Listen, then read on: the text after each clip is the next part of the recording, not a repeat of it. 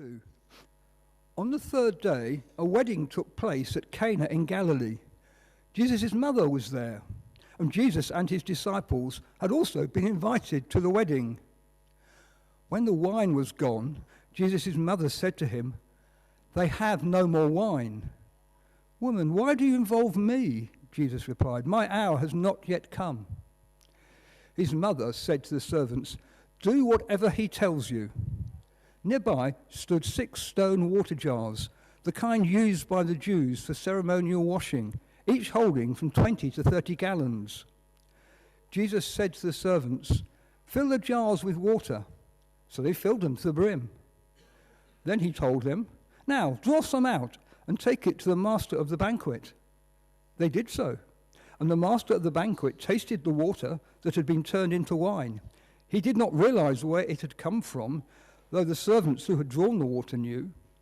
Then he called the bridegroom aside and said, "Everyone brings out the choice wine first, and then the cheaper wine after the guests have had too much to drink. But you have saved the best till now." What Jesus did here in Cana of Galilee was the first of the signs through which he revealed his glory, and his disciples believed in him. This is the word of the Lord. Thanks be to God.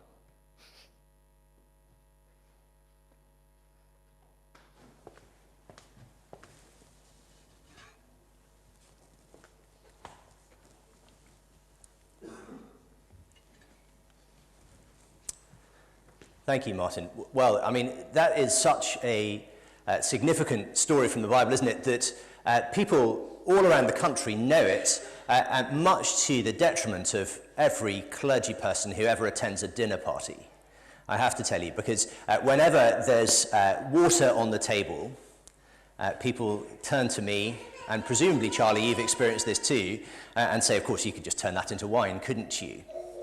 Well, the answer to that question is no. No, we couldn't.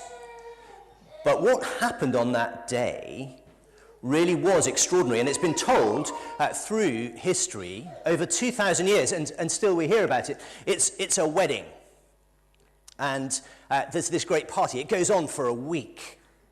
That's how weddings were. And it was the responsibility of the bridegroom, probably just a teenage lad, to make sure that the wedding was properly catered, that there was plenty there for everybody. But disaster happens.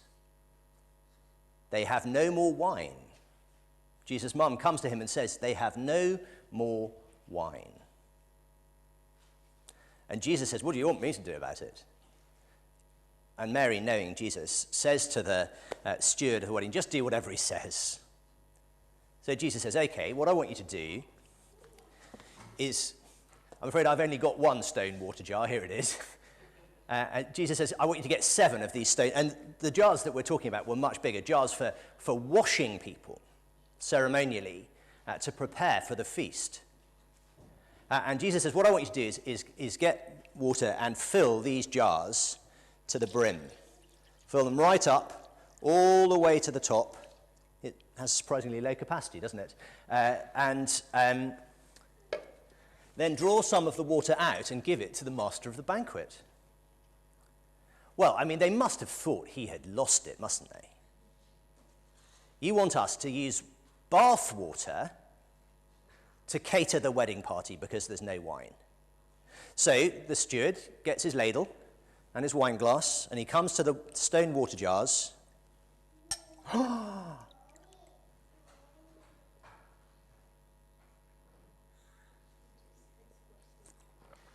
Ooh. But he didn't wrinkle up his face. He said, "Wow! This is the best wine ever." Now, I think that's quite a confusing story, isn't it? Confusing, at least, in that John says, "This is the way I'm going to introduce you to who Jesus is. I am going to introduce you," this, he says, "is how he showed his glory." Well, I mean, it's an impressive trick. Turning Chateau bathwater into Chateau Lafite, that's not bad. But how does that show that he is the saviour of the world. How does that reveal his glory? Well, that's what we're going to find out, isn't it, kids, in Sunday school? And that's what we're going to find out here as we think about this passage together. Sorry, Jem, no pressure at all for Sunday school. But we're going to, Charlie, I think we're going to sing again now, is that right? We're going to sing another song, and then we're going to think together about what was Jesus showing us about himself when he turned water into wine. Now, as we think about this story, there are a few things we need to bear in mind, and a few things that will sort of jump out at us as we look at it and see some of the sort of surprising or odd details of it as we go through. But the first thing to do is to take you to the very end of the story, to chapter 20 and verse 30. Because we need to understand what John's talking about when he says this was the first sign. So chapter 20 and verse 30, you could turn to it with me if you've got a Bible in front of you. It says this: Jesus performed many other signs in the presence of his disciples, which are not recorded in this book. But these are written that ye may believe that Jesus is the Messiah, the Son of God, and that by believing you may have life in his name. So John says, I've written a book with some signs in it. Jesus did lots of signs, but I have picked the ones that, if you really understand them, will show you that Jesus is the Messiah, the King come to save the world, that he really is the Son of God, and that by believing that, you actually come to have life in his name, eternal life, life as it was meant to be, life in all its fullness and abundance, which is what Jesus said he came to bring. And so when John says this is the first sign, it's the first of either 7 or 8 in John's gospel, depending on who's counting. He's saying this miracle in Cana shows who Jesus is and what he came to do. In other words, this is much more than a clever conjuring trick. This is much more than just Jesus showing off or Jesus stepping in to avert calamity at a wedding. And calamity it would have been. For that young couple, everyone in Cana would probably have been there. Jesus and his mum and various other people are there. It's a huge gathering, and it would have been total social disgrace for that young couple. But saving the wedding is not quite, on its own, newsworthy enough, is it? That should be the thing that sort of begins to open up to us the identity and mission of Jesus. So what do we see as we go through? Well, I want to note a few things that seem a little bit surprising, or at least ought to draw our attention. First of all, there's the way it begins. On the third day. On the third day of what? The third day of the week? A wedding takes place? It's a slightly odd time marker, isn't it? We're not kind of given anything to suggest it's on the third day after something in particular, but John wants us to know that it happens on the third day, which is presumably a Tuesday. Why is this Tuesday so important? Then there's Jesus' reaction to his mother. Jesus' mother said to him, "They have no more wine." And Jesus' immediate response is to say to her, "Woman, why do you involve me?" Now, that actually is an unusual way to address your mother in that kind of moment. He doesn't call her by name. He doesn't say, "Look, Mum, this isn't my problem." He says to her in Greek, "Gune," woman, why do you involve me? And his follow-up to that is also very strange. My hour has not yet come. Well, what does Jesus mean by that? After all, he goes ahead and does it. So he's clearly not saying this is the wrong time for me to do anything. He says, my hour has not yet come.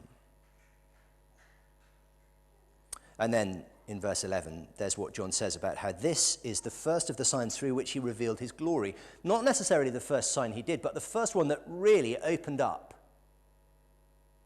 who he is and what he's come to do. Woman, my hour has not yet come. Through this sign, he revealed his glory. Now, there's one way in which he reveals his glory here that in one sense is quite obvious. It's the superabundance of his provision. Not only does he produce wine, this is not table wine. This is not the cheapest house red. This is so exquisite that the master of the banquet can't quite believe that it's coming out late. He doesn't know what's happened. He doesn't know about the miracle. He just says, everyone brings out the choice wine first, and then the cheaper wine after the guests have had too much to drink. But you've saved the best till now. You see, basically what Jesus has done is allow the bridegroom at this wedding to do a reverse Jeffrey Archer. That may not make much sense to you, but it will in a moment. So Jeffrey Archer was very famous for his champagne and shepherd's pie parties that he used to hold in Westminster.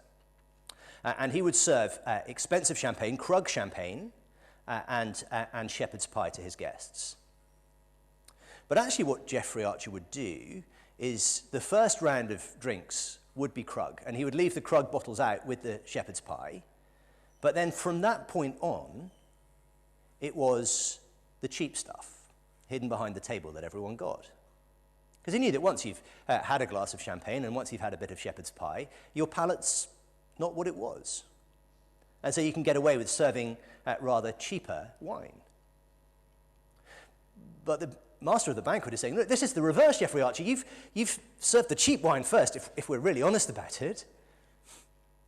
And this stuff, this is the kind of stuff that people lay down in bonded warehouses as a sort of hedge against future debt. This is really good. Why are you bringing it out now? There is this superabundance of generosity. The sheer quantity of wine is mind-boggling. Notice what he says. He says, get these 6 stone water jars, the kind used by Jews for ceremonial washing, each holding from 20 to 30 gallons. So that's a minimum of 120 gallons of the finest wine. That's just mind-boggling in terms of the sort of quantity and generosity of provision. There is something about Jesus that just exceeds your wildest imaginations and your wildest expectations. What he has to give, what he has to offer, is not, it's not stingy. It's not even what you might hope for or expect. It is pushed down, running over an unimaginable supply of joy. Because wine at a wedding is the symbol and the engine of joy in that culture. If there is no wine, there is no joy. That's not because everyone needs to drink so much that they're falling over, but it's this idea that wine gladdens the heart of man. That's all the way through the Old Testament. It keeps coming up. When God speaks of the sort of glories of his new creation, he talks about the mountains dripping with wine. This points to the kind of giver of gifts that Jesus is. He gives gifts that you would never expect or even hope for. He brings joy to this wedding in a way that no ordinary person ever would. We'll circle back to that in a moment.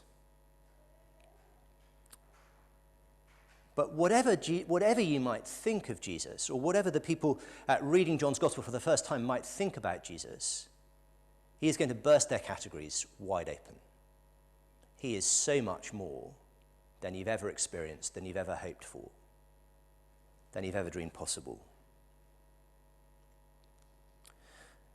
But what do all these sort of strange details point to? On the third day, woman, my hour has not yet come. He revealed his glory. What in John's way of looking at the world is that all about? Well, let's start with woman. The first word in verse 4. Just turn back with me, will you? We were looking at this passage yesterday to Genesis chapter 3.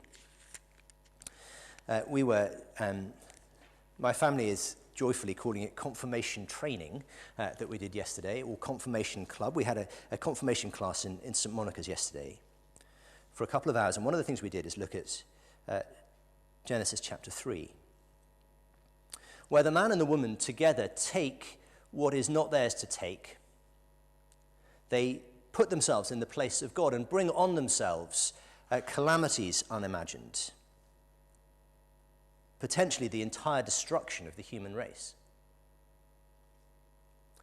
led astray by a lying snake, the serpent. But this is what God says to the serpent. Genesis chapter 3, verse 14. So the Lord God said to the serpent, "Because you have done this, cursed are you above all livestock and all wild animals. You'll crawl on your belly, and you'll eat dust all the days of your life. And I'll put enmity between you and the woman, between your offspring and hers. He will crush your head, you will strike his heel." Now, in speaking to the serpent in that way, God says something quite surprising. It is the man and woman together who have been led astray. The man is not uninvolved in this. And yet God says to the serpent, "I'll put enmity between you and the woman, between your offspring and hers. And it is the offspring of the woman who will crush your head, even as you strike his heel." The serpent's reign of terror will be destroyed. The serpent's lies will be broken to pieces, and the serpent himself will be crushed by one who is somehow, it seems, the offspring of a woman, but not a man. And I suspect that Jesus is calling back to that when he addresses his mother in that way. Woman. I think in one sense what he's saying is, you are that woman whose offspring will crush the head of the serpent. It's a motif that runs through the Old Testament. There's one Israelite king who is killed by having a millstone dropped on his head by a woman. His head is crushed by a woman, and he asks his armor bearer to run him through with a sword so that no one will be able to say that I was killed by a woman. And on the one hand, that might just seem like machismo or male pride, but actually here is one who's the enemy of God's people, having his head crushed by a woman and desperately trying to avoid that being the outcome. There's another account in the book of Judges where Jael finds at her mercy the king who is persecuting and trying to destroy God's people, named Sisera. And she basically gives him curds and milk to drink. He has a nice milky drink, and he falls asleep. And she grabs a tent, this is quite graphic, but she grabs a tent peg and drives it through his temple, killing him whilst he's asleep. She crushes his head. And then the prophet, the judge, Deborah, sings a song about her, saying that she, from generations onwards from now, people will say, "Blessed is Jael among women." And if you know your Christmas stories, you will know that that's how Mary is addressed. "Blessed are you among women." And from every generation forth, you will be called blessed. This motif of the one born of the woman crushing the serpent, it's women who crush heads in God's judgment on the enemies of his people through the Old Testament. And now, the real serpent crusher, the one that God was pointing forward to in Genesis 3, is on the scene. The one who is going to make all the difference. The one who is going to destroy the one who would destroy God's people. The one who is going to destroy his power. Destroy the curse that he has brought on humanity. I think that's why Jesus addresses his mother in this rather curt way. It's not rude, it's not disrespectful, but it is unusual. And I think he's highlighting her identity as the woman whose offspring will crush the serpent. It's pointing forward to his mission, which is not simply to make the world slightly better. Many of his miracles involved transforming the lives of those who came into contact with him. He gave sight to the blind. He enabled paralytic people to walk. He gave speech to those who'd been unable ever to communicate. He cast out evil spirits from people who were oppressed and unable to function. He did many things that transformed the lives of individuals, but this points to the fact that Jesus came to do much more than that. He came to transform the lot of humanity, to put what had gone wrong right at the beginning. And I think that what he says when he says, "My hour has not yet come," emphasizes that. Because from this point on, throughout John's gospel, when Jesus says, "My hour," he's referring to one thing and one thing only. And that is his crucifixion, his unjust death at the hands of the religious authorities and the Romans. And strikingly, the same is true of that word that John uses in verse 11, glory.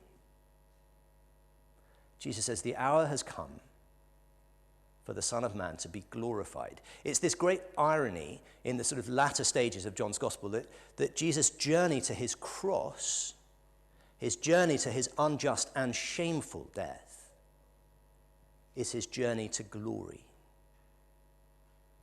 It is the moment at which his glory is fully revealed.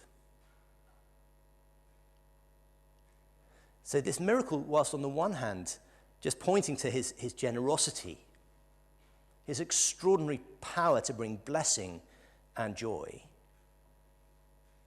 is also pointing to the scope of that and to how he's going to achieve it.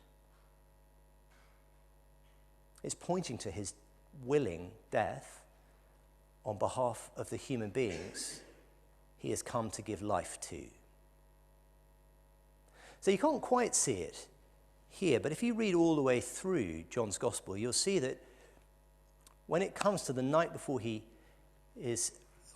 he is betrayed, the night before his crucifixion, he has a meal with his disciples.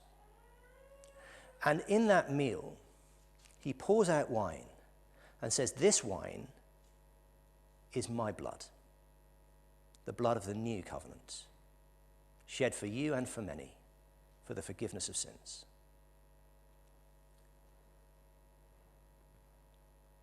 You see, it's the responsibility of the bridegroom to provide the wine for the feast.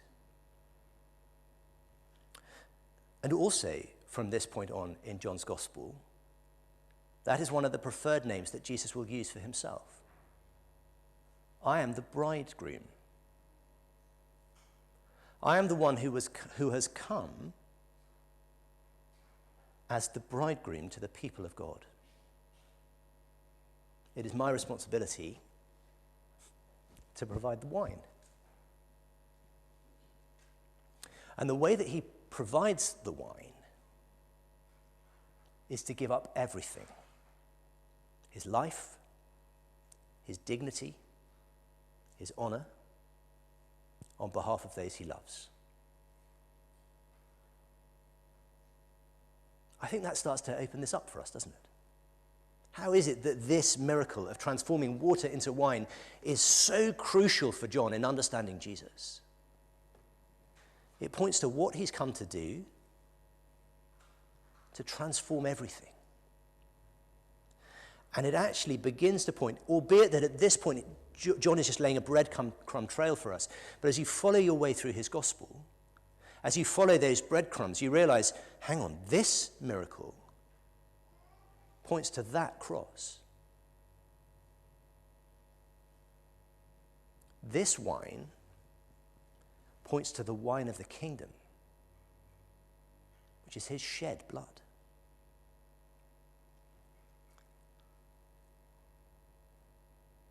And I suspect that's why John tells us it's on the third day.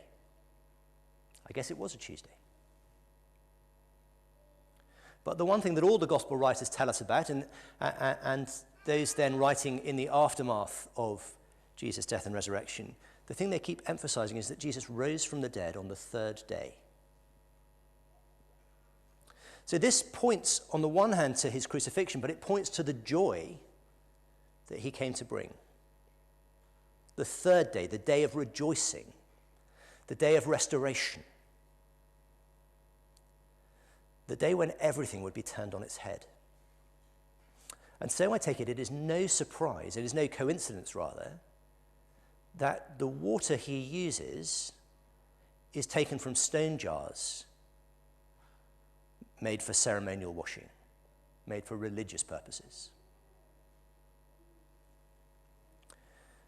When most people think about religion and think about God, what they think about, in one way or another, is about people trying to do their best to prize blessings out of the slightly closed hand of an unwilling deity. And so water, in that sense, symbolizes the rather joyless nature of religious observance. Going through the motions, doing the things that God has commanded so that somehow, maybe, we might experience some blessing. Jesus comes and he turns that water into wine and says, look, what God wants for you isn't a sort of basically drudge-like, miserable existence in which you scrabble by to keep on the right side of me. What Jesus is pointing to is that God says, I have come as a bridegroom to the people that I love.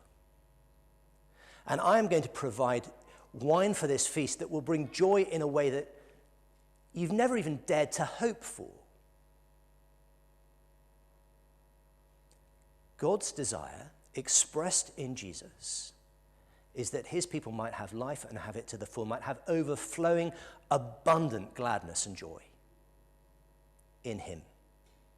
That everything that is wrong with the world, so that the curse on the ground and the curse on childbearing that Adam and Eve receive in Genesis chapter 3, this sort of sense of the frustration of life, of the way that the world is not the way we want it to be, not the way we know it should be, that our lives are filled with things that we wish were otherwise. Jesus says, I've come to transform all of it. I've come to make it right.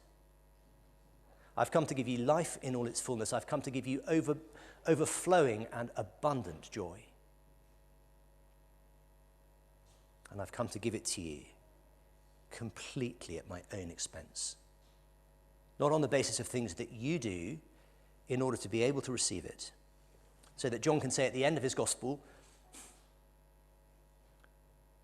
these signs are given you so that you may believe that Jesus is the Messiah, the Son of God, and that by believing, you may have life in his name.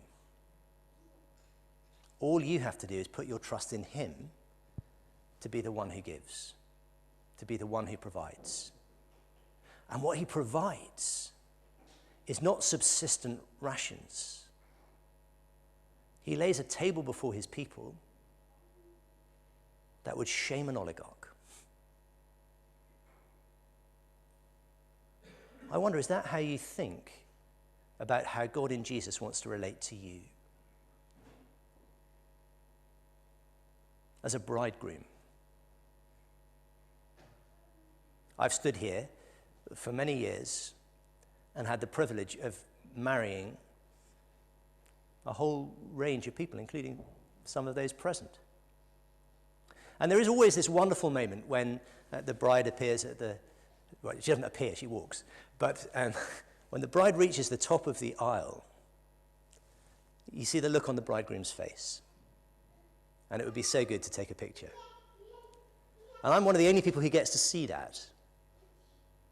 But the delight, the joy, the wonder in the face of the bridegroom tells a story, doesn't it? I wonder, is that how you think God thinks about you in Jesus? Because that's how he tells us he does. Jesus says, I've come as the bridegroom, and I've brought plenty of wine. It is not going to run out. And there is a celebration coming that you're not capable of imagining. So how in the book of Revelation, the last book in the Bible, how is the moment when God's people are finally, fully united to him through Jesus, how is it described? The wedding feast of Jesus. What's in God's heart for you is not that he looks on you with the sort of vaguely benevolent disappointment that you might expect from a teacher with really high standards, which I think is how so often we think about our relationship to God, that he's permanently disappointed and slightly disapproving and rather aloof. No, Jesus displays his glory. He opens up the story to us by saying, I am your bridegroom, and I love you, and I'm going to bring you delight that you wouldn't dare to dream of. What Jesus did here in Cana of Galilee was the first of the signs through which he revealed his glory, and his disciples believed in him. You would, wouldn't you?